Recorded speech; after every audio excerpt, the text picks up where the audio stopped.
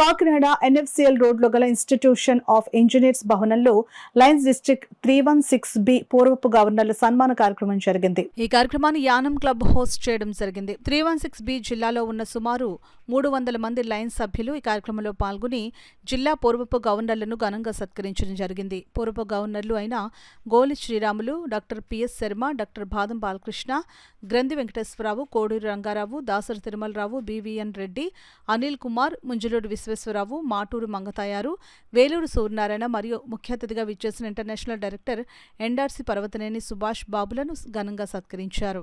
ఇప్పటి జిల్లా గవర్నర్ అయిన ఈవివి ఈశ్వర్ కుమార్, ప్రథమ ఉప గవర్నర్ వజ్రపు కోటేశ్వరరావు, ద్వితీయ ఉప గవర్నర్ చిట్నేడి శ్రీనివాసులను ఘనంగా సత్కరించారు. ఈ కార్యక్రమంలో పాల్గొన్న జిల్లా పూర్వపు గవర్నర్లు తమ సంవత్సర కాలంలో ప్రజల కొరకు చేసిన సేవలను, లయనిజం అభివృద్ధిని తెలియజేశారు.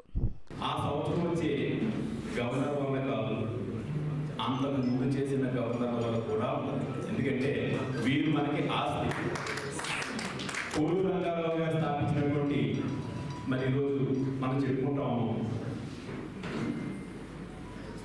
కోడూరు రంగారావు గారు ఐఆస్పురం జిల్లాకి అత్యంత అరుదైన ప్రాజెక్ట్ అది. మరి అవకాశం వారు కోడూరు రంగారావు గారు కల్పించడం, అలాగే డాక్టర్ కోసిరాము గారు కూడా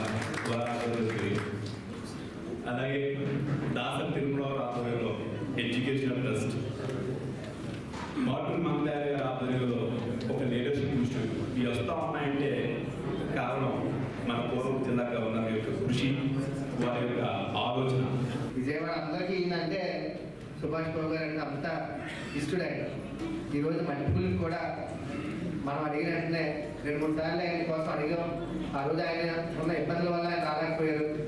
ఈరోజు మన జిల్లా మీద ఉన్న అభిమానంతో మన ఆహ్వానం మీదకి వచ్చినందుకు, ఈ పీడీజీ ఆన్లైన్లో ఆయన భాగం పంచుకున్నందుకు మనస్ఫూర్తిగా మన జిల్లా తరఫున అందరూ ఒక్కసారి